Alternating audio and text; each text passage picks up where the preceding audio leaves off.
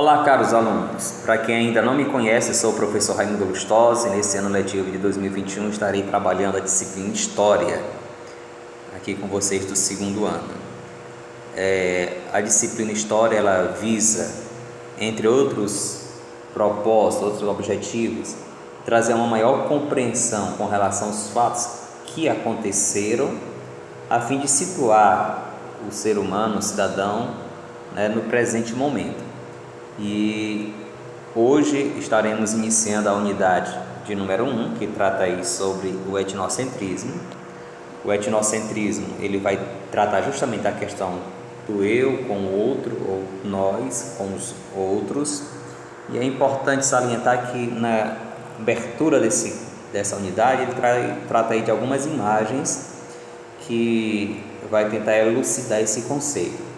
Porque os grupos humanos, eles sempre reagem ou reagiram das mais variadas formas possíveis, com relação à percepção, com relação ao outro. Então, desde a curiosidade, a admiração, como tem aí a imagem de número 1, fonte de número 1, ao estranhamento e também a risadas diante do diferente que acontece na fonte de número 2, até, infelizmente, a rivalidades, violência, entre outros, porque há um confronto diferente. Então, a reação mais frequente de um grupo humano em sociedade tem sido a de valorizar ao máximo as suas formas de pensar e agir coletivamente, ao mesmo tempo desvalorizando as do outro. Então, a esse comportamento é que se dá o nome de etnocentrismo.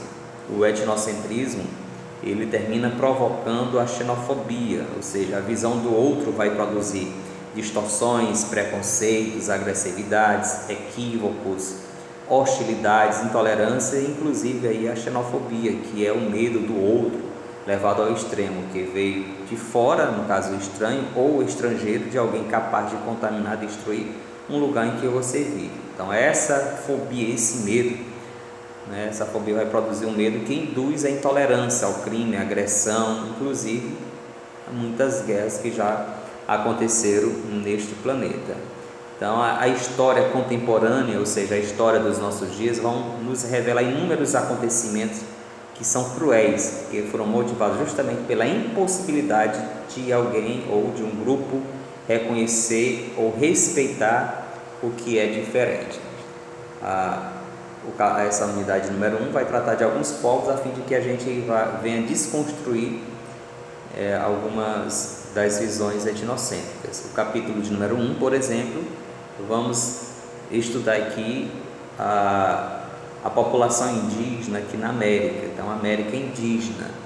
Percebam vocês que os povos ameríndios, ou seja, os índios americanos, eles possuem culturas próprias e diferentes umas das outras. Então, essa diversidade, ela pode ser melhor aprendida quando você observa esse mapa, essas imagens.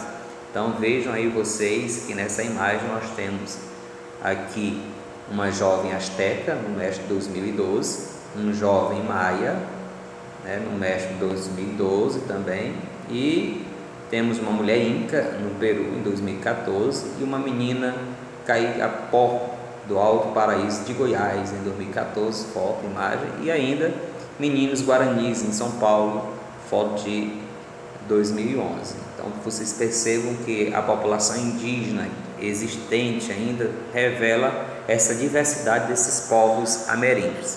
Imaginem só vocês, quando os europeus aqui chegaram, encontraram uma diversidade de povos com culturas diferenciadas. Então os povos americanos, eles eram numerosos. Nós temos aqui uma tabela, a população estimada quando os europeus chegaram aqui em 1492. Estima-se aí que na América do Norte tínhamos 4.400.000 a população indígena e totalizando aí 57.300.000 indígenas em toda essa faixa de terra da América ou território americano, sendo que essa população, basicamente, ela foi dizimada, quase que na sua totalidade. Então, entre todos os povos que viviam aqui na América antes de Colombo, Vamos dar atenção aqui aos astecas, aos maias, aos incas e também aos tupis, sendo que os astecas, eles viviam em Aztlán, que daí o seu nome de astecas, no norte da América, até por volta do século XII, quando deixaram sua região de origem em busca de terras férteis, e no início do século seguinte, depois de muito caminhar, chegaram ao Vale do México, à beira aí do lago Texcoco, em 1325, fundando aí a cidade de Tenochtitlan. Então, aos poucos, por meio de guerras, de alianças políticas, os astecas eles vão subjugar, dominar diversos povos dessa região. Assim, a cidade de Tenochtitlan ela passou a ser a cabeça, o centro, que se convencionou chamar de Império Azteca, sendo que os astecas eles submetiam os demais povos, né, sobre a sua cultura, porém eles tinham de cultuar o deus da guerra, esses povos, o deus da tempestade, além de serem obrigados a pagar tributos como penas raras do pássaro quetzal, por exemplo, pedras preciosas como jade, tecidos de algodão, madeira, mantos, esteiras, colares e cacau, com o qual tinha o tão apreciado chocolate, né? Então esses produtos se tornavam como tributos dos povos dominados pelos astecas para pagar assim ao Império Azteca. Então, caso esses povos dominados se recusassem a pagar esses tributos, aí sim eles eram castigados com punições das mais diversas possíveis, sendo saqueados, raptados para ser oferecido aos deuses, entre outros. Então isso explica porque esses povos astecas, ou os povos, melhor dizendo, sob o domínio asteca, eles muitas vezes se rebelavam, lutavam contra a dominação. E temos aí um povo chamado Kukulkan, que vai chegar a aprisionar os coletores de impostos astecas em uma casa a qual atearam fogo. Assim era mais ou menos o processo de dominação que acontecia. Os astecas, eles tinham a característica deles social, tinha aliás uma sociedade complexa e estratificada, ou seja, com hierarquia, sendo que tem o imperador, considerado um semideus, um ser semidivino que concentrava enorme poder e também riqueza, e essa riqueza provém sobretudo dos impostos, na forma de pedras preciosas, como já citado anteriormente, que vão se acumular no Palácio Imperial, onde eram registrados pelos escribas, pessoas responsáveis para anotar tudo aquilo que pertencia ao Império. Então, em tempo de falta, em tempo de escassez, os celeiros imperiais eles eram abertos para assim distribuir alimentos aos povos, né? E também roupa para aqueles que precisavam. Assim como a gente percebe atualmente ou em outros momentos, quando a população sofre, o Estado busca amparar com assistência social, com auxílio emergencial, era mais ou menos dentro dessa perspectiva que esse Estado também já tinha e já realizava nessa época. A gente percebe ainda que o imperador era o comandante do exército e ao mesmo tempo o mais alto sacerdote. Alguns historiadores afirmam que o Império Azteca era uma monarquia militar teocrática, ou seja, concentrava em uma só pessoa, o rei, né, o poder bélico, e também teocrático, ou seja, religioso. Era um representante, como a gente já viu aí, um próprio semideus. Então, dentro da sociedade asteca, além do imperador, vamos ter os nobres, que vão ocupar funções administrativas, militares e religiosas, e geralmente levavam uma vida regrada e sem vícios. A bebida, bem como o luxo e a ostentação, eram reprovados socialmente e punidos com rigor. Então, os nobres com funções administrativas do governo, eles eram isentos muitas vezes de pagarem impostos. Além dos nobres, na sociedade asteca, tem uma outra camada social que era dos comerciantes, chamados aqui de hipotecas. Eles enriqueciam por meio de trabalho, mas procuravam aí dissimular riqueza, pois se demonstrassem ser ricos, eles eram perseguidos aí pela nobreza. Então eles transmitiam sua profissão de pai para a filha. Havia, além dos comerciantes, dos nobres do imperador, o grupo dos artesãos, que vão desempenhar atividades como a ourivesaria, a joalheria e o trabalho com plumas. Então eles estavam aí agrupados em corporações e cada uma delas tinha um conjunto de tradições e um deus próprio. Então eles trabalhavam tanto em suas casas como nos palácios e residências da nobreza. Então, assim como os comerciantes transmitiam seu ofício aos seus filhos, eles também transmitiam o ofício para a sua descendência. Além desses grupos já apresentados, vamos ter na sociedade asteca os camponeses, que eram o grupo mais numeroso da sociedade asteca. Ao se casarem, eles recebiam um lote de terra, onde construíam uma casa e passavam a cultivar milho, feijão, pimenta, abóbora, cacau, tomate, entre outros. Então, eles eram obrigados a pagar pesados impostos, prestar serviço militar e trabalhar gratuitamente na conservação de estradas e canais e também na construção de diques e monumentos. Então, com poucas chances de ascensão social, esses camponeses eles podiam passar a vida no mesmo pedaço de terra, passavam toda a sua vida em um só lote, saindo apenas quando chamado ao serviço das armas. E na base da pirâmide social asteca tem os escravos, que normalmente ou geralmente eram prisioneiros de guerra. Então essa aí é a característica da sociedade asteca. Os maias, eles já estão localizados em uma outra região. Essa civilização ela é uma das mais antigas, se não a mais antiga da América. Seus ancestrais viviam nas montanhas do atual Guatemala desde 2500 anos antes de Cristo, sendo que essa civilização se desenvolveu na confluência entre a América do Norte e a América Central, mais precisamente na península de Yucatán, numa área em que se encontram os estados atualmente do México, quase toda a Guatemala, parte de El Salvador e parte também de Honduras e Belize. Então, como você pode observar nesse mapa aqui ao lado, era a localização da civilização asteca. Os maias, dos maias. Então, os maias eles estavam organizados em cidades-estados. Então, assim como os antigos gregos tinham suas cidades-estados, ou seja, cidades com governos, leis e costumes próprios, os maias também tinham essa mesma configuração. Então, em caso de guerra contra um inimigo comum, as cidades maias se organizavam em confederações, mas nunca chegavam a construir um império, a exemplo aí dos astecas e também das cidades incas.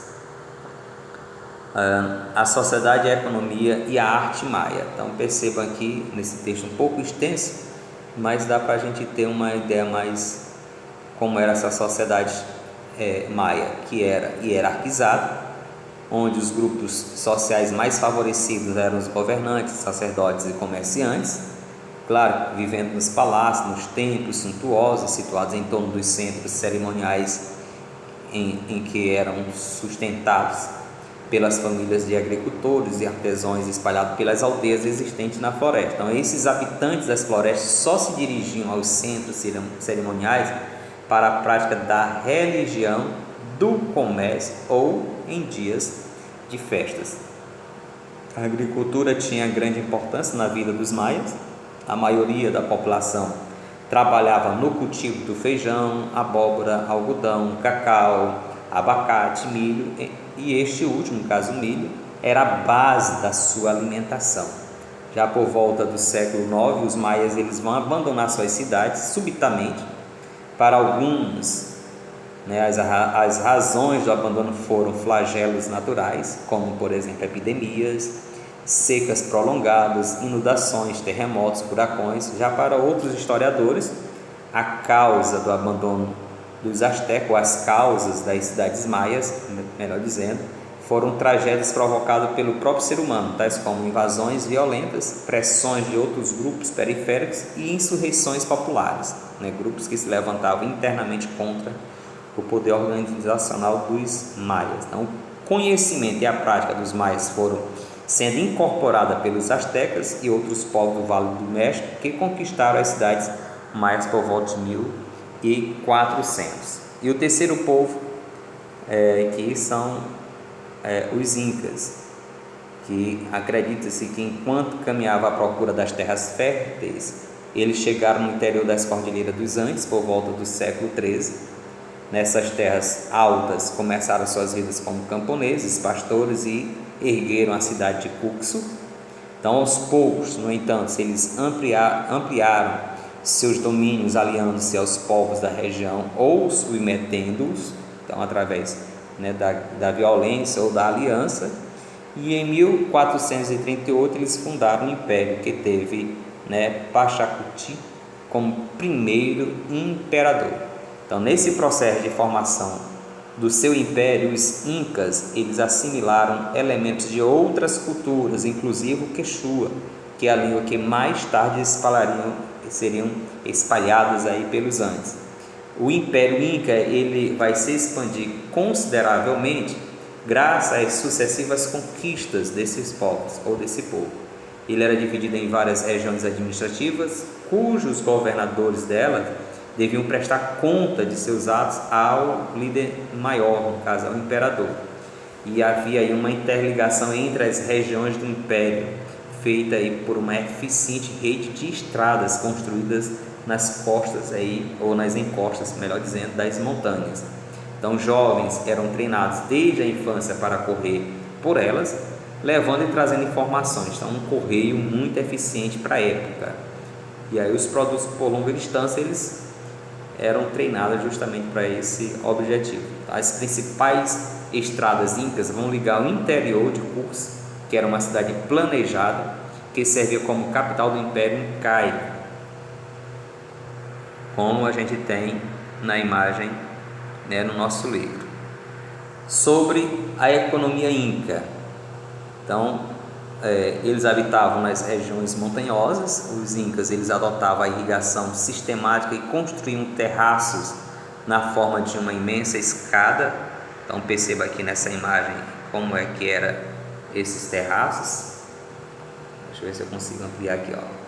Essa forma desses terraços eles terminavam cultivando, e aí eles planejavam o processo de irrigação desse solo. Então, nesses degraus mais altos eles cultivavam uma espécie de vegetal resistente ao frio, como a batata. Já no meio utilizavam para plantar o milho, a abóbora, o feijão, e mais embaixo eles semeavam árvores frutíferas. Então, com isso eles conseguiam colheitas variadas e fartas o ano inteiro. E aí os incas eles se dedicavam também ao pastoreio, criavam aí a iana, o animal de carga com grande resistência, como vocês veem aqui na imagem abaixo, e também além da alpaca e do guanã, nos quais obtinham lã e também o leite. Bom, esses três povos são os povos que aqui habitavam na América, e eles tinham uma forma de trabalho, de relação conhecida como Ailu e Amita, que a maioria da população inca, que era formada aí por famílias de camponeses trabalhando na agricultura e também no pastoreio, sendo que nessas famílias eles eram unidos, claro, pelo laço de parentesco ou pela aliança, eles formavam o Ailu. Então, o que é o Ailu? É a unidade social básica, cujo chefe era chamado de curaca, e as terras de cada Ailu eram divididas em três partes. Então, vamos lá. No Ailu, que tinha um chefe como curaca, o território era dividido na primeira parte, que pertencia ao imperador, na segunda parte aos deuses, ou seja, aos sacerdotes, que eram representantes dos deuses, e a terceira parte era dos camponeses que ali viviam. Então, eram cultivadas três para pagar esses tributos e também essas oferendas, e eles viverem da sua parte aí. Então, além de trabalhar na agropecuária, essas famílias do Ailu, no Ailu, aliás, eram obrigados à mita. Então, o que vem a ser a mita? era uma prestação de serviço gratuito para o governo. Não é uma escravidão, mas era um trabalho forçado, era um trabalho que eles eram obrigados a fazer gratuitamente ao governo, como semear, plantar, beneficiar frutos, construir, consertar estradas e templos, entre outros. Então, além da mita, além desse sistema, os camponeses pagavam também um tributo em espécie e tinham de fazer vestimentas, calçados e armas para ser usados em tempos de guerras. Os produtos iam para o armazém do Estado e eram distribuídos quando invernos rigorosos, epidemias ou inundações provocavam falta de alimento. Então, eles faziam desta forma já nessa época. Então, temos aí o Ailu e a Mita. Na sociedade incaica, ainda no topo da sociedade, vai ter aí um imperador intitulado Inca, o filho do sol, que era reverenciado e respeitado por todos. Abaixo do Inca tem a nobreza, da qual saíam os governantes, os sacerdotes e os chefes militares, e entre os grupos intermediários estavam os médicos, os contabilistas, os projetistas, os guerreiros, os artesãos, tecelões, tapeceiros, ceramistas, ourives. Então, esses grupos profissionais, além do imperador e dos nobres, eles viviam em cidades e eram ajudados pelo governo. Então, já os camponeses, que constituíam aí a maioria da população, moravam em aldeias rodeadas por campos de cultivo e também de pastoreio, e viviam oprimidos por diferentes tributos. Então, no Império Inca, a religião que tinha como principal cerimônia o culto do Deus Sol, e a língua oficial era o Quichua, que eram obrigados por eles. Saindo agora desses três povos, nós vamos encontrar um quarto povo que habitou na terra, conhecida hoje como Brasil. Então, os povos indígenas, onde hoje é o Brasil, eles na sua maioria eram tupis. Então, o conhecimento acumulado entre os indígenas do Brasil é pouco disseminado entre nós, o que leva muitas pessoas às vezes a reproduzir juízos extraídos do senso comum, ou seja, equivocados. Por exemplo, ele traz aqui um exemplo dos povos indígenas como parados no tempo. Muitas vezes vemos em noticiários, jornais e revistas, e temos aquela idade que esses povos vivem ainda numa pré-história, entre aspas. Então, as sociedades indígenas passaram por mudanças significativas. Elas são histórias de milhares de anos, marcadas por confrontos e alianças também, desdobramentos, conquistas, perdas, enfim, uma história tão movimentada e interessante quanto a de qualquer outro povo. Então, os dados sobre a população indígena em 1500, quando os portugueses aqui chegaram, são divergentes. Alguns dizem que havia aí em torno de 2 a 4 milhões de indígenas, outros afirmam que poderia variar de 6 a 10 milhões, outros ainda mais ponderados achavam que seria em torno de 3,5 a 6 milhões de habitantes indígenas. Então, de uma forma ou de outra, eram milhões de índios que aqui eram agrupados em centenas de grupos falantes de cerca de 1.300 línguas, uma variedade imensa aí no idioma. Os povos indígenas, eles são diferentes entre si, não é um único povo, não é um único índio com as mesmas características, os mesmos dialetos, as mesmas culturas, não. Há uma diversidade enorme desses grupos, as línguas que eles falam, as artes que praticavam, seus modos de construir casas, os seus rituais. Então, você já percebe aqui na pintura a diversidade já que eram esses indígenas que viveram nessas terras brasileiras. Então, um elemento importante dessa cultura é justamente a língua, que são agrupadas em famílias, em troncos. E aqui ele cita o exemplo aí das línguas indo-europeias, o português, o inglês, o francês, que tem um tronco comum. Por exemplo, do latim temos o espanhol, o português, o francês. Do celta temos bretão, irlandês, gaulês, etc. Do tronco indo-europeu, dos germânicos, vai ter o inglês, o holandês, o alemão, o sueco, o norueguês, entre outros. E do grupo dos eslavicos, tem o russo, polonês e tcheco, e etc. Então percebo que esses grupos linguísticos estão dentro dessas raízes, dessas matrizes. No Brasil, com os indígenas também tinha algumas matrizes. Então esse mesmo tipo de classificação foi feito com os indígenas pela estudiosa Raquel, e ela vai descobrir dois grandes troncos linguísticos que foi considerado os principais: o Tupi, que é o mais conhecido, e o Macro-G, sendo que o tronco Tupi tem cerca de 10 famílias e o Macro-G aproximadamente 12. Sobre a arte indígena, o que nós temos aqui na arte indígena? Na arte indígena nós vamos ter aqui, algumas peculiaridades desses povos. Então, além da língua, outro elemento que vai ser diferente entre os povos indígenas vai ser sua arte, que segundo o estudo aqui do Instituto Socioambiental, diz que as formas de manipular pigmento, brumas, fibras vegetais, argila, madeira, pedra e outros materiais conferem singularidade à produção ameríndia, diferenciando-a da arte ocidental, assim como da produção africana ou asiática. Entretanto, não se trata de uma arte indígena, e sim de artes indígenas, já que cada povo vai possuir particularidades da sua maneira de se expressar e de conferir sentido às suas produções. Então o autor aí foi enfático em dizer que nós não podemos singularizar a arte indígena, há uma diversidade nessa arte. Quais são as semelhanças pontuadas por autor desse livro entre os indígenas?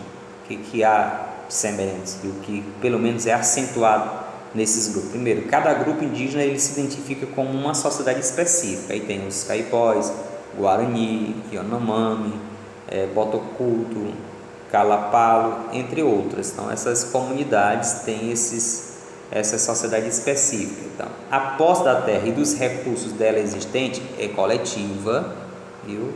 Não tem a ideia da propriedade privada, isso é meu, não. É para o uso da coletividade. Nas sociedades indígenas, a terra é de quem trabalha nela. Enquanto um grupo estiver plantando, colhendo, caçando e pescando uma determinada área, seus recursos e frutos lhe pertencem. Então depois outro grupo pode vir ocupar essa mesma área e se beneficiar dela, sem atrito, sem problema, porque não tem a propriedade privada. Sobre a divisão do trabalho, é feito por sexo e idade, isto é, existem tarefas masculinas, como derrubar a mata e preparar a terra para o plantio, cuidar da segurança do grupo, caçar, pescar, construir moradia, entre outras. E também existem aquelas que são femininas, consideradas por eles como plantar, colher, transportar, fazer farinha, cestos, redes, cozinhar e cuidar das crianças. Então, as crianças ajudam os adultos em tarefas compatíveis com sua idade. Então existe essa divisão por sexo. Então todos os indivíduos de um povo têm acesso às condições e aos conhecimentos necessários à sua realização pessoal e sobrevivência, ou seja, nas sociedades indígenas o conhecimento ele é socializado. Então essas são as semelhanças desse grupo. Como foi o encontro ou desencontro dos tupiniquis, aqueles que residiam aqui no Brasil, na região conhecida como Brasil atualmente, e os portugueses?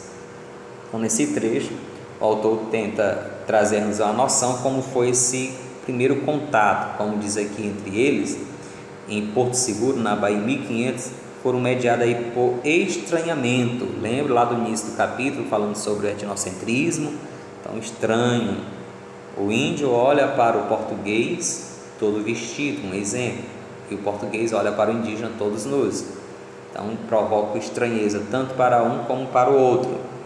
Então, segundo o escrivão da Armada de Cabral, que é Pero Vaz de Caminha, esses habitantes eram pardos, não usavam qualquer vestimenta e traziam consigo arcos e flechas.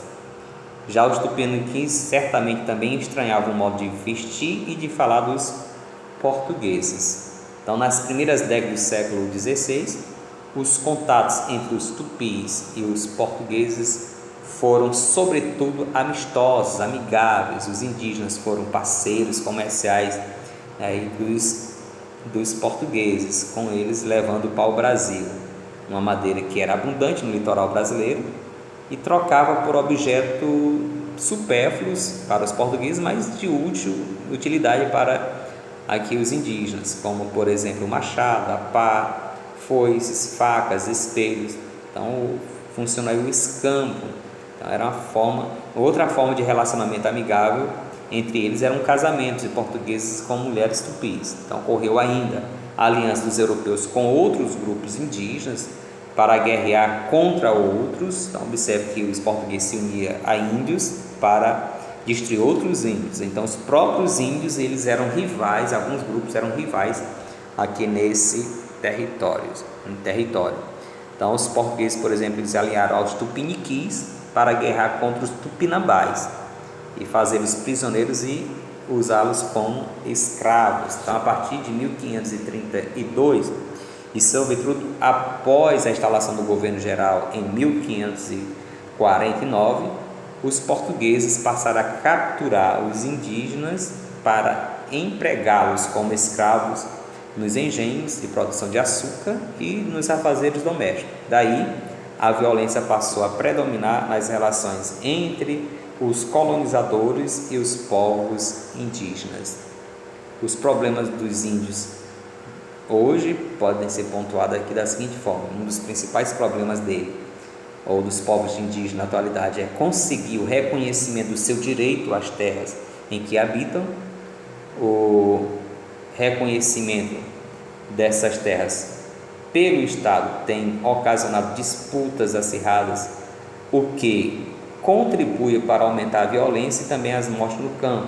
De um lado estão os indígenas e seus aliados, de outro os fazendeiros, os grileiros, madeireiros, porceiros e garimpeiros, que não reconhecem os territórios de ocupação tradicional como terra indígena. Então, outro problema é a invasão dessas terras indígenas, já delimitada por fazendeiros que invadem, porceiros, madeireiros e garimpeiros, desejosos aí de explorar as riquezas nelas existentes.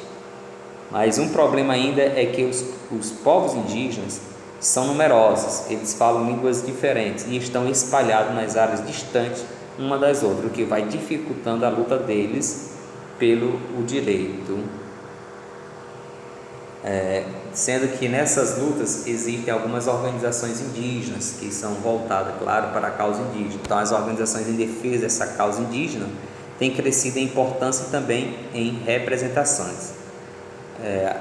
Parte dessas organizações indígenas, como o Conselho Indigenista Missionário CIMI, órgão oficial da Igreja Católica, e o Instituto Socioambiental ISA, uma organização da sociedade civil de interesse público, e outra parte é formada por organizações lideradas pelos próprios indígenas. Então, algumas dessas organizações estão ligadas a uma só aldeia, como no caso aí da Chavante, da Sociedade Chavante, de Pimentel Barbosa, no estado do Mato Grosso. Outras reúnem vários povos localizados ao longo de determinado rio ou região, como a Federação das Organizações Indígenas do Rio Negro. Outras ainda possuem uma representação maior e mais variada, como a Coordenação das Organizações Indígenas de Amazônia Brasileira.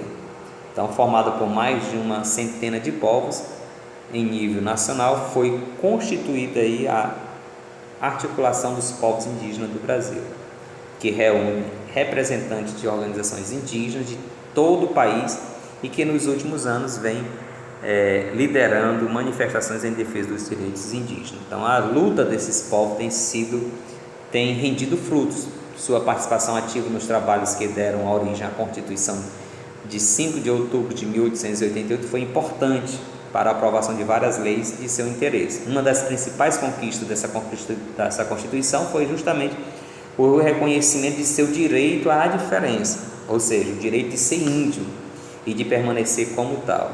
Outra conquista foi o reconhecimento de seu direito à terra. Então essas fazem parte aí das lutas dos indígenas. Vamos finalizar aqui essa nossa videoaula. Na próxima continuaremos com o nosso próximo capítulo. Fiquem em paz, que Deus abençoe a todos.